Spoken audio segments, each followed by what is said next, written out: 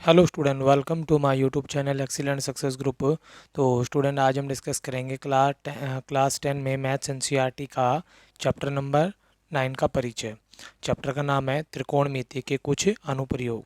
देखो, चैप्टर 8 में हमने त्रिकोणमिति का परिचय पढ़ा था, जिसके हमने त्रिकोणमिति के कुछ ट्रिग्नोमेट्री फंक्शन थे, साइन, थीटा, कॉस, सेक, कोसेक, कॉट। इनको नॉर्मली हमने क्वेश्चन के रूप में पढ़ा था, लेकिन अब इनका इस्तेमाल हमारे डेली लाइफ में किस तरीके से होता है वो हम इस चैप्टर के अंदर समझेंगे।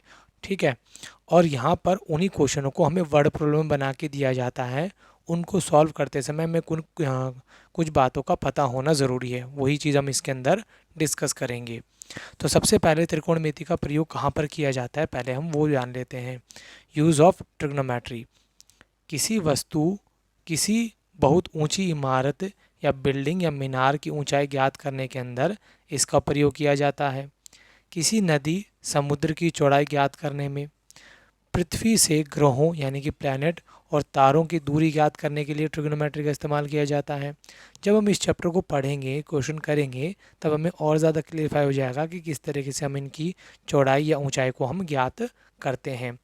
मानचित्र, मैप बनाने और अक्षांश एवं दशांतर यानी कि लैटिट्यूड एंड लॉन्गिट्यूड के सापेक्ष किसी द्वीप की स्थिति ज्ञात करने में, जैसे कि हमारी अर्थ काफ़ी बड़ी है, इसके अंदर काफ़ी ज़्यादा छोटे छोटे कॉन्टिनेंट बने हुए हैं, आइलैंड बने हुए हैं। ठीक है।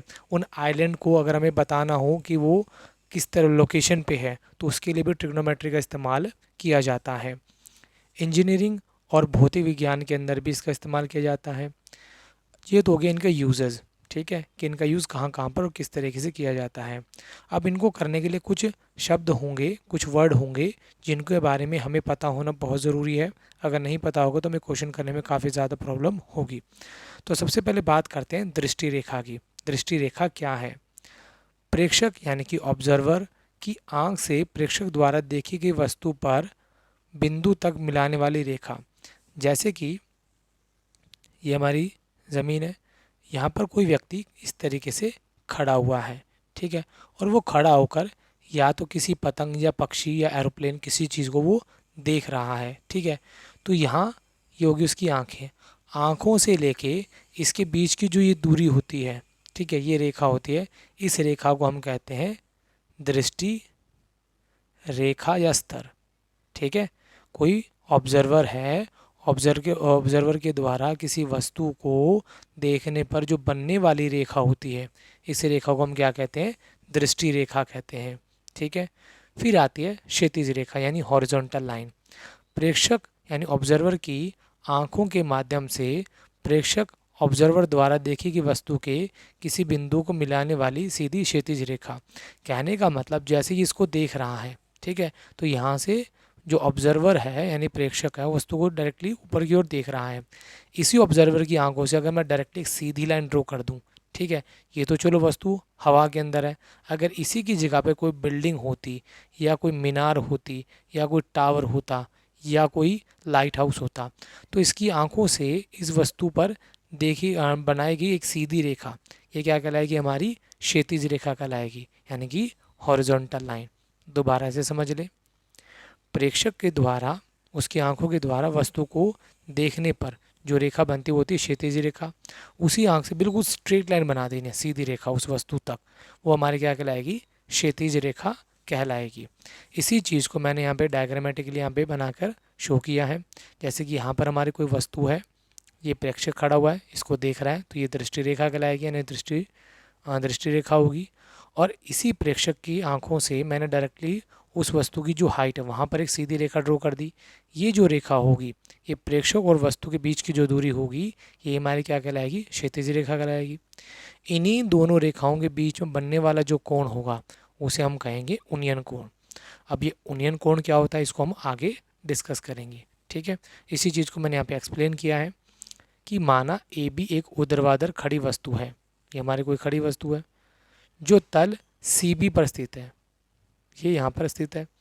सी एक प्रेक्षक है, यहाँ पर एक प्रेक्षक खड़ा हुआ है जो वस्तु ए बी के शिखर ए की ओर देख रहा है, इसकी ओर देख रहा है। रेखा ए सी को दृष्टि रेखा कहा जाएगा। उसकी आंखों से वस्तु तक के बीच की जो दूरी होगी दृष्टि रेखा होगी, और जो बनने वाला कोण होगा ACB, ये हमारा क्या कहलाएगा, उन्नयन कोण। क्लियर। तो आपको दृष्टि रेखा और क्षैतिज रेखा इन दोनों में तो डाउट क्लियर हो गया होगा। उन्नयन कोण को अभी हम आगे डिस्कस करते हैं कि उन्नयन कोण होता क्या है। देखो, उन्नयन कोण को हम ऐसे समझेंगे कि जैसे कि यहाँ पर हमारा प्रेक्षक खड़ा हुआ है, ठीक है, उसके सामने कोई बिल्डिंग है और ये बिल्डिंग का टॉप पॉइंट है, तो उसकी आंखों से लेके बिल्डिंग तक की मैंने एक सीधी रेखा खींची, वो मेरा क्षैतिज रेखा कहलाई, ये दृष्टि रेखा कहलाई।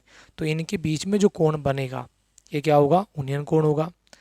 कोण हमारे दो तरीके के होते हैं, कि उन्नयन कोण, एक अवनमन कोण। तो दोनों की पहचान कैसे करेंगे वो समझे। दृष्टि रेखा और क्षैतिज रेखा से बना कोण जबकि यह क्षैतिज स्तर से ऊपर होगा। उन्नयन कोण हमेशा जो हमारा क्षैतिज रेखा बनेगी ना, इससे ऊपर की तरफ बन रहा होगा। क्षैतिज रेखा इससे जस्ट ऊपर की तरफ, यानी कि देखो इसके ऊपर बन रहा है, तो ये हमारा कहलाता है उन्नयन कोण। कहने का मतलब जब हम नीचे से ऊपर की ओर देखते हैं, जब एक ऑब्जर्वर वस्तु को या किसी बिल्डिंग के टॉप पॉइंट को नीचे से ऊपर की ओर देखता है, तो बनने वाला जो कोण होता है उसकी आंखों पर, वो हमारा क्या कहलाता है, उन्नयन कोण कहलाता है। और ये सदैव क्षैतिज रेखा से ऊपर की ओर होगा। ठीक है। या फिर आप डायग्राम यहाँ पर देख सकते हैं, ये हमारी कोई वस्तु है जिसका टॉप पॉइंट A है, यहाँ प्रेक्षक है, इसकी ओर देखता है, यहाँ बनने वाला कोण थीटा मैंने लिया है, वैसे तो कुछ भी हो सकता है, 60 डिग्री, 30 डिग्री, 45 डिग्री, कुछ भी हो सकता है। ठीक है। ये हमारा कहलाएगा उन्नयन कोण, जो कि क्षैतिज रेखा और दृष्टि रेखा के बीच होगा, बट क्षैतिज रेखा से हमेशा ऊपर की ओर बनेगा। ये हो जाएगा हमारा उन्नयन कोण। अब आता है अवनमन कोण। अवनमन कोण क्या होगा, दृष्टि रेखा और क्षैतिज रेखा से बना कोण जबकि यह क्षैतिज स्तर से नीचे होता है। यहाँ पर क्षैतिज स्तर से ऊपर की ओर था और यहाँ पर ये नीचे की ओर होगा। इसको मैं आपको समझाता हूँ एक डायग्रामेटिकली के थ्रू। जैसे कि यहाँ हमारी कोई बिल्डिंग है, ठीक है, इस बिल्डिंग के ऊपर कोई ऑब्जर्वर है जो खड़ा हुआ है, और नीचे कोई वस्तु यहाँ पे पड़ी हुई है, वस्तु या पत्थर कुछ भी समझ सकते हो। जब ये नीचे से ऊपर की ओर देखता है, ऊपर से नीचे की ओर देखता है, ठीक है, तो ये तुम्हारी दृष्टि रेखा कहलाएगी। मैंने बताया था इसकी आंखों से खींची गई एक सीधी रेखा, ये हमारी क्या कहलाएगी, क्षैतिज रेखा या क्षैतिज स्तर भी कह सकते हैं। ठीक है। तो ऊपर से जब नीचे की ओर देखता है तो इसमें के बीच में बनने वाला जो कोण होता है ये कहलाता है हमारा अवनमन कोण। ध्यान देना, उन्नयन कोण हमेशा नीचे से ऊपर की ओर बनता है, अवनमन कोण ऊपर से हमेशा नीचे की ओर बनता है। इसे कहेंगे क्षैतिज स्तर, ये दृष्टि रेखा, इनके बीच में बनने वाला कोण अवनमन कोण। जब ये ऊपर से नीचे की ओर बन रहा होगा तब होगा। ठीक है।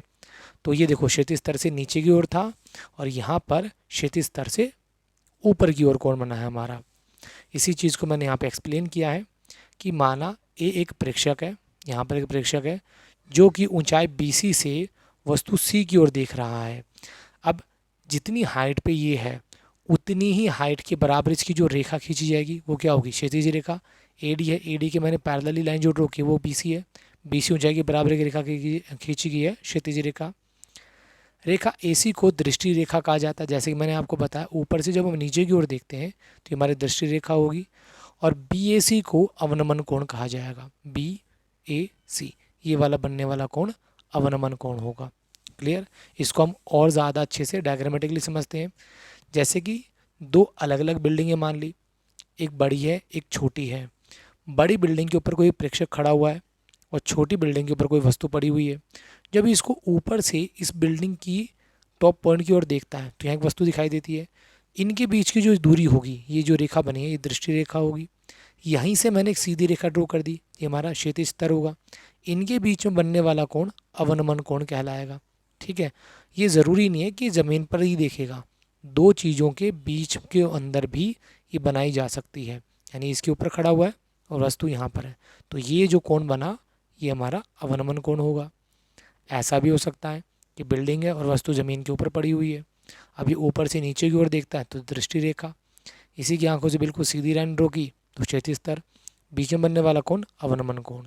और ये हमेशा क्षैतिज स्तर से नीचे होगा और ऊपर से नीचे की ओर कोण बनना होगा इस तरीके से। ठीक है। तो ये हमारा कहलाएगा अवनमन कोण। अब देखो, अवनमन कोण ज्ञात होने पर हम पहले समांतर रेखा यानी पैरेलल लाइन और एकांतर कोण की मदद से उन्नयन कोण ज्ञात करते हैं, फिर प्रश्न को हल करते हैं। जैसे कि कोई व्यक्ति को प्रेक्षक है जो किसी बिल्डिंग के ऊपर बैठा हुआ है, ठीक है, उसके सामने या तो कोई टावर या कोई बहुत बड़ी बिल्डिंग है। इस बिल्डिंग के इसके फुट ऊपर से इसके फुट की ओर देख रहा है ये बंदा, ठीक, प्रेक्षक ऊपर से नीचे की ओर देख रहा है। तो मैंने बताया इसकी आंखों से खींची की सीधी रेखा क्षैतिज स्तर कहलाता है। क्षैतिज स्तर और दृष्टि रेखा इनके बीच में बनने वाला कोण क्या कहलाएगा? हमारा अवनमन कोण कहलाएगा। ये अवनमन कोण। लेकिन हम इस अवनमन कोण को नीचे यहाँ पर बनाना चाहते हैं, तो हम इसको एकांतर कोण की सहायता से बनाएंगे। क्यों? ये जो क्षैतिज स्तर है बिल्कुल सीधी रेखा है, और जो दोनों बिल्डिंगें बनी होंगी वो भी एक बेस पे बनी होंगी, तो दोनों रेखाएं आपस में क्या होंगी? समांतर होंगी। और एकांतर कोण केवल तभी बनता है जब क्वेश्चन में दोनों जेड की फिगर बना रहे हो, लाइनें आपस में क्या हों? पैरेलल हो, तो ये कोण आपस में क्या होंगे? बराबर होंगे। तो यहाँ जो बनने वाला कोण होगा थीटा, वही कोण यहाँ बनेगा, और इस कोण को हम कहेंगे एकांतर कोण। ठीक है, बिल्डिंग के ऊपर खड़ा था, दूसरी बिल्डिंग के फुट को देख रहा था, पाद बिंदु को देख रहा है, तो पाद बिंदु और इसकी आंखों के बीच की जो बनने वाली रेखा वो दृष्टि रेखा, आंखों से खींची की सीधी रेखा क्षैतिज रेखा कहलाएगी। बनने वाला कोण अवनमन कोण। अवनमन कोण को नीचे की तरफ अगर हमें लेके आना, उन्नयन कोण में बदलना है, तो देखो क्या बन रहा है? जेड बन रहा है, तो ये वाला कोण यहीं पे बराबर होगा। थीटा तो ये थीटा, अगर ये 60 है तो ये 60, ये 50 है तो ये भी 50 डिग्री ही होगा। वहीं पर अगर हम इसी क्वेश्चन को थोड़ा सा और अच्छे से समझते हैं, जैसे कि दो अलग अलग दो कारें हैं, तो दोनों एक कार है, पहले वो यहाँ पर डी पॉइंट पे थी, कंटिन्यू मूव करता रहता अपनी नॉर्मल स्पीड के हिसाब से, फिर वो पहुँच जाते सी पे। यहाँ पर दो लोग बैठे हुए हैं, पहला व्यक्ति जो है वो इस कार को देखता है, और देखकर इसमें बीच में बनने वाला जो कोण था यहाँ पे पहले क्या था? थीटा था। कितना था? थीटा। अब ये आंखों से खींची की क्षैतिज रेखा है। अब क्षैतिज रेखा में देखो ये वाला जेड बना, अगर यहाँ एंगल थीटा था तो यहाँ भी क्या होगा? थीटा ही एंगल बनेगा। अब कार चल के यहाँ से यहाँ पहुँच गई, ठीक है, तो एंगल तो डेफिनेटली चेंज हो जाएगा। अब मान लिया एंगल हमारा बन गया यहाँ पे अल्फ़ा। यही व्यक्ति इस कार को फिर दोबारा से देखता है, पहले दृष्टि रेखा ये थी हमारी, अब दृष्टि रेखा ये वाली होगी, तो इनके बीच में बनने वाला ये वाला जो कोण है ये अल्फ़ा है, तो ये वाला कोण भी क्या होगा? अल्फ़ा होगा। रीज़न क्या होगा? कि ये एकांतर कोण है, क्योंकि क्षैतिज रेखा और इनका जो बेस होगा दोनों आपस में पैरेलल होंगे, और जेड बनेगा तो ये कोण आपस में ही हो जाएंगे बराबर, जिसे हम कहेंगे एकांतर कोण। क्योंकि जब तक हमारे पास बेस पर एंगल नहीं होंगे हम क्वेश्चन को सॉल्व नहीं कर पाएंगे। क्लियर? इसी को मैंने थोड़ा डिटेल में यहाँ भी बताया कि DAC ऊपर थीटा था, तो DAC और AC भी बराबर होंगे, दोनों थीटा होंगे क्योंकि एकांतर कोण है। यहाँ पर भी मैंने ये बताया EAD जो कि पहले थीटा था, और EAC ये हमारा अल्फ़ा था, दोनों अवनमन कोण है। अब EAD और ADB दोनों आपस में बराबर होंगे, थीटा होगा, रीजन होगा एकांतर कोण।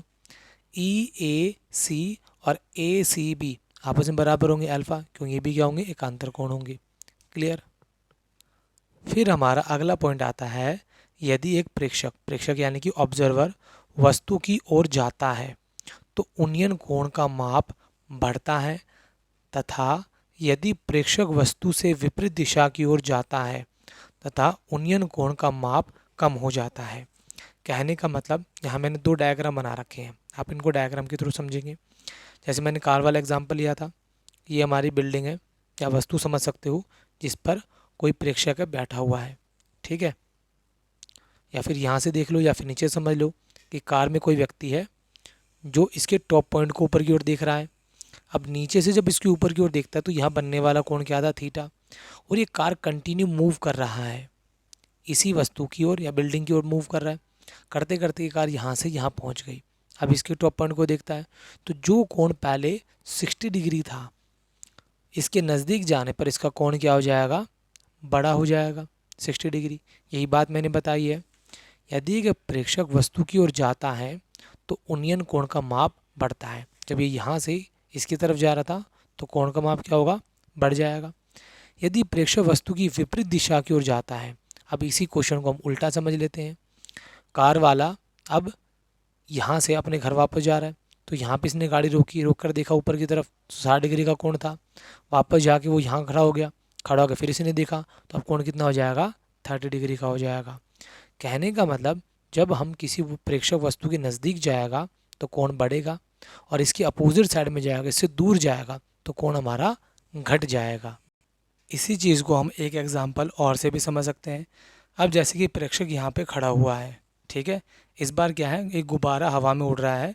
प्रेक्षक जब इसकी ओर देखता है तो बनने वाला कोण कितना है, 60 डिग्री है। अब हम ये मान के चलते हैं कि ये गुब्बारा सेम हाइट को मेंटेन करते हुए उड़कर आगे की ओर चला गया, इस प्रेक्षक से दूर चला गया। जब दूर चला जाएगा तो बनने वाला जो कोण होगा वो कितना हो जाएगा, 30 डिग्री। और ये ज़रूरी नहीं 60 और 30 ही होगा, ये एक एग्जाम्पल लिया है ताकि आपको समझने में आसानी हो जाए कि जब चीज़ नज़दीक होती है तो बनने वाला कोण बड़ा होगा, और जब वही चीज़ इससे दूर चली जाए तो बनने वाला कोण छोटा होगा। अब इसका उल्टा भी हो सकता है। अब प्रेक्षक किसी गुब्बारे को उड़ता हुआ देखता है जो पहले यहाँ पे था, इसका बनने वाला कोण इसकी आंखों से वो 30 डिग्री का था।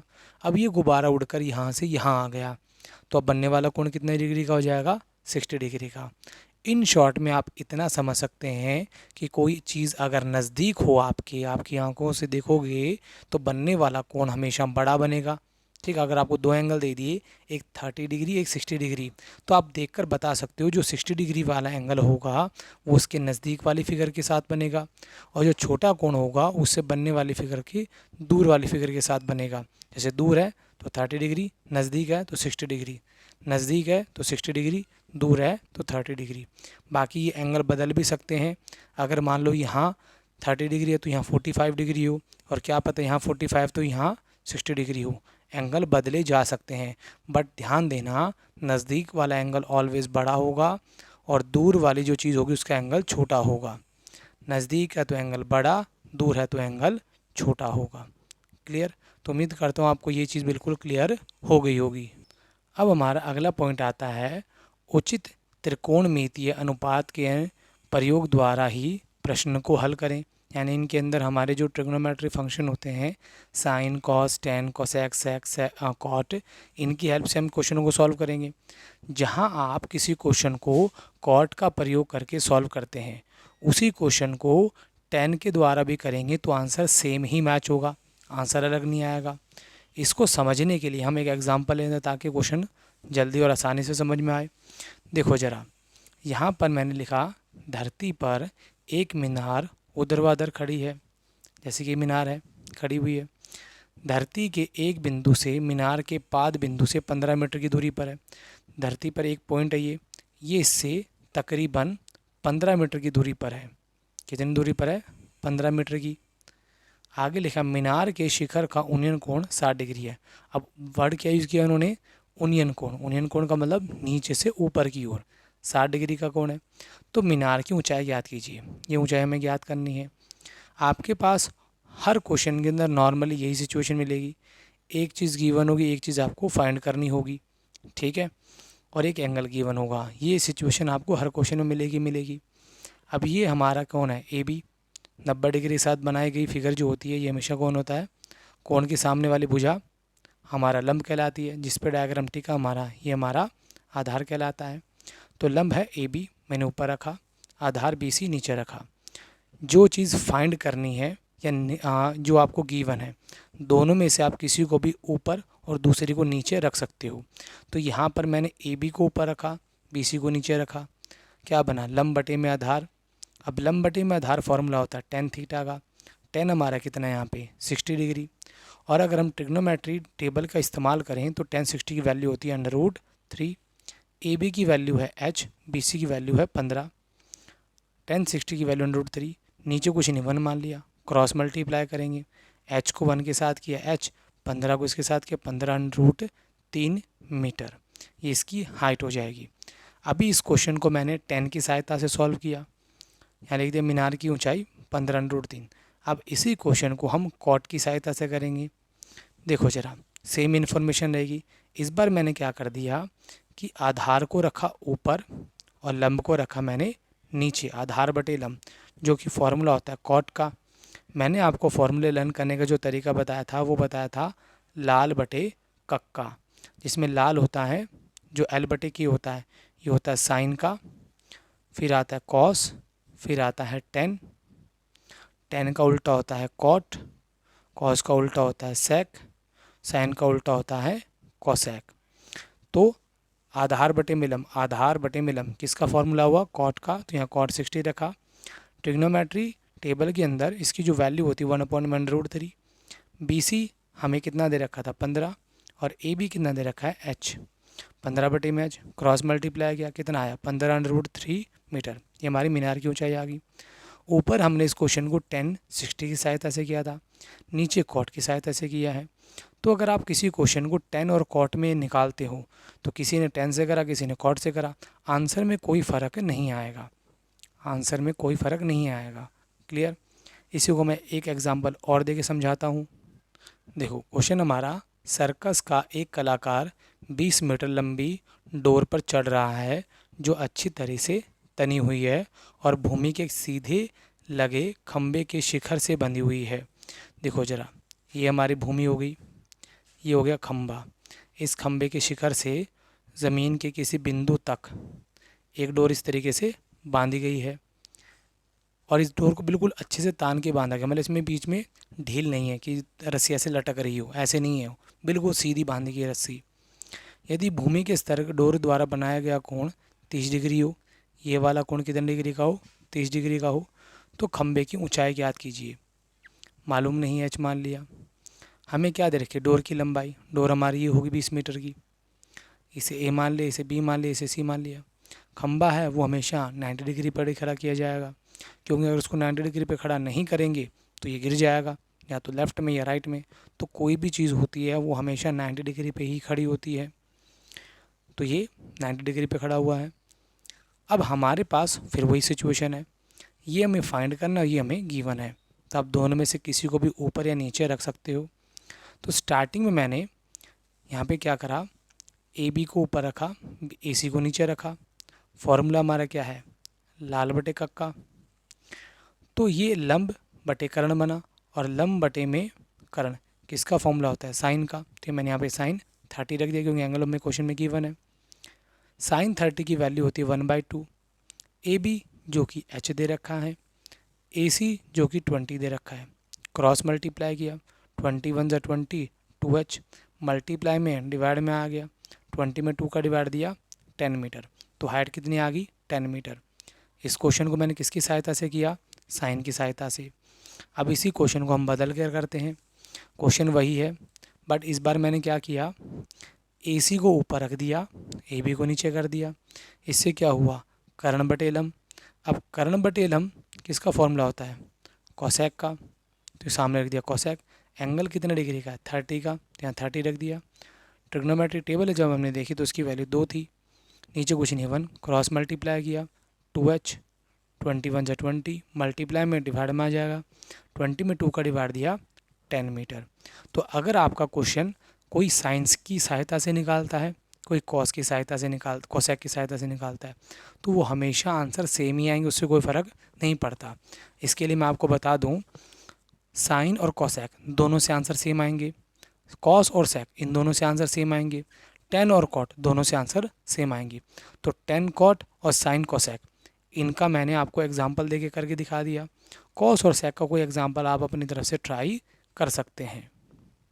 फिर अगला टॉपिक आता हमारा कि यदि प्रश्न हल करने में दो समकोण बनते हैं, यदि प्रश्न हल करने में दो समकोण बनते हैं तो ध्यान रखें कि हमें सबसे पहले ये जानना होता है कि उनमें क्या चीज़ उभयनिष्ठ या कॉमन है। यदि उस उभयनिष्ठ का भुजा का मान ज्ञात नहीं है तो सबसे पहले हमें वही ज्ञात करना होगा। देखो इस स्टेटमेंट को पढ़ के हमें कुछ भी समझ में नहीं आया, ठीक है, इसको एक एग्जाम्पल के थ्रू करेंगे तो हमें ज़्यादा अच्छे से क्लियर होगा। देखो यहाँ पर क्वेश्चन में कहा गया है कि भूमि के एक बिंदु से 20 मीटर ऊंचे भवन के शिखर पर एक संचार मीनार लगी हुई है। तो ये तो होगी हमारी भूमि, इसके ऊपर बना दिया एक भवन, ठीक है, जो कितना मीटर ऊंचा है? 20 मीटर ऊंचा है। इसी के शिखर पे लगी है एक मीनार, ये हमारी मीनार होगी। इसकी हाइट कितनी? क्वेश्चन पढ़ते हैं। संचार मीनार के तल और शिखर का उन्नयन कोण, देखो यहाँ क्वेश्चन बोला भूमि के एक बिंदु से, तो भूमि का एक बिंदु ये हो गया। फिर आगे क्वेश्चन में क्या कह रहा है कि शिखर पर लगे संचार मीनार के तल, तो संचार मीनार का तल तो ये होगा और शिखर ये होगा, इन दोनों से बनने वाला उन्नयन कोण, तो यहाँ से मैंने उन्नयन कोण बनाया और एक उन्नयन कोण मैंने ये बनाया। अब हमारे पास दो हैं, एक 45 डिग्री एक 60 डिग्री है। तो आप जितना नीचे की तरफ देखते हो, देखो इसको देखने के लिए आपको गर्दन ज़्यादा ऊंची नहीं करनी पड़ेगी, इसका एंगल छोटा होगा 45 डिग्री। इसको देखने के लिए गर्दन और ऊंची करनी पड़ेगी, तो इसका एंगल कितने डिग्री का होगा, 60 डिग्री का। ठीक है, आप जितना ज़्यादा ऊंचा देखोगे एंगल उतना ही बढ़ेगा। बोला मीनार की ऊंचाई याद करो, मीनार की ऊंचाई कितनी है मालूम नहीं है, h मान ली। अगर मैं इसकी टोटल लेंथ की बात करूं तो ये आ जाएगा 20 प्लस में h। अब मैंने यहाँ पे बात की थी कॉमन चीज़ की। ठीक है, देखो लाइन पढ़ते वापस। दो समकोण बनते हैं, तो हमारे पास दो समकोण कौन कौन से हैं। पहला समकोण तो ये हो गया, ठीक है, ध्यान से देखो BCD, ये हमारा पहला समकोण, ये 20 मीटर दे रखा है और ये 45 डिग्री दे रखा है। और दूसरा समकोण ये बड़े वाला, ये A, बीच में D पड़ रहा है, फिर C पड़ रहा है और यहाँ B, और ये कौन है 60 डिग्री का। अगर मैं इसकी टोटल हाइट की बात करूँ तो ये 20 प्लस h है। ठीक है, अब इन दोनों दो समकोण तो बन रहे हैं, फिर आगे पढ़ते हैं। तो ध्यान रखें कि इनमें सबसे पहले ये जानना होता है कि उनमें से क्या चीज़ उभयनिष्ठ है, इन दोनों में क्या चीज़ कॉमन है। देखो ये भी BC भी इसके अंदर है, BC इसमें भी है, दोनों में BC है, तो ये इनका क्या हो गया, कॉमन पॉइंट हुआ, कॉमन। उभयनिष्ठ बोलेंगे तो उस उभयनिष्ठ भुजा का मान ज्ञात नहीं है, तो सबसे पहले उसे ज्ञात करना होगा, हमें इसकी वैल्यू फाइंड करनी ही होगी। क्वेश्चन कैसा भी आ जाए, उन दोनों के अंदर हमेशा 100% कुछ ना कुछ ऐसी चीज़ ज़रूर होगी जो दोनों में कॉमन होगी। वो कॉमन चीज़ जब तक नहीं निकलेगी क्वेश्चन में उसको कुछ भी सॉल्व नहीं किया जा सकता। निकालना तो हमें ये है हाइट, लेकिन उससे पहले हमें ये कॉमन चीज़ को सॉल्व करना होगा। जब तक ये कॉमन चीज़ सॉल्व नहीं होगी तब तक क्वेश्चन आगे सॉल्व नहीं होगा। तो डायग्राम कैसे बना, ट्रायंगल कैसे बने, आपको समझ में आ गया होगा। अब इसी चीज़ को मैंने यहाँ पे नीचे मेंशन किया है कि माना संचार मीनार की ऊंचाई मैंने h मीटर मान ली, भवन की ऊंचाई जो कि 20 मीटर क्वेश्चन में गिवन थी। अगर मैं AC की बात करूं तो h प्लस में 20, टोटल हो जाएगा 20 प्लस h। BC जो दोनों में कॉमन था, ये कॉमन पार्ट है ना, अगर इसमें x है तो ये भी कितना होगा, x ही होगा, दोनों में सेम ही होगा क्योंकि दोनों में कॉमन है। तो मैंने इसको मान लिया कि ये x मीटर है। क्लियर। तो दो ट्रायंगल थे, पहले ये वाला दूसरा ये वाला, पहले कॉमन पार्ट को सॉल्व करना है। तो इसके लिए मैंने पहले ट्रायंगल का इस्तेमाल किया, जो छोटा ट्रायंगल है BCD लिया, इसके अंदर ये निकालना है और ये हमारे पास गिवन है। तो मैंने क्या लिया, CD अपॉन में BC, ये क्या बनते हैं लंब बटे में आधार, जिसका फॉर्मूला होता है tan थीटा। थीटा यानी कि जो एंगल है कितना है 45 डिग्री, यहाँ 45 रखा मैंने, 45 की वैल्यू 1 होती है। CD जो कि 20 है, BC जो कि x है, क्रॉस मल्टीप्लाई किया, x बराबर आ गया 20 मीटर। अब बड़े वाले ट्रायंगल की बात करते हैं, ये h प्लस 20 है, ये x है, एंगल 60 डिग्री है। सेम कंसेप्ट, लंब बटे में आधार, tan 60 वैल्यू कितनी होती है √3। AC की वैल्यू h प्लस में 20, BC जो हमारा कॉमन पार्ट था, मैंने फिलहाल तो अभी x से रखा है यहाँ पे। अब x की वैल्यू हम ऑलरेडी निकाल चुके हैं 20, वो हम यहाँ पे पुट करेंगे, क्रॉस मल्टीप्लाई, नीचे था ऊपर चला गया 20 √3, h प्लस 20, प्लस का दूसरी तरफ जाए किसका हो जाएगा माइनस का, दोनों में 20 है, कॉमन निकाल लिया, तो यह √3 - 1 मीटर। यानी मीनार की जो ऊंचाई होगी जो कि h थी, हमने कितनी फाइंड कर ली 20 ब्रैकेट √3 माइनस में 1 मीटर। अगर हमें क्वेश्चन में √3 की वैल्यू दे तो पुट कर दो, फिर वैल्यू को सॉल्व कर लो, नहीं दी तो आप यहाँ तक भी छोड़ सकते हैं। और इसी के साथ हमारा इंट्रोडक्शन वीडियो यहाँ पे कंप्लीट होता है। और स्टूडेंट इस वीडियो को ज़्यादा से ज़्यादा अपने दोस्तों के साथ ज़रूर शेयर करें ताकि वो इसके कंसेप्ट को ईजिली समझ सकें। तो मिलते हैं अगली वीडियो में। Okay, bye bye.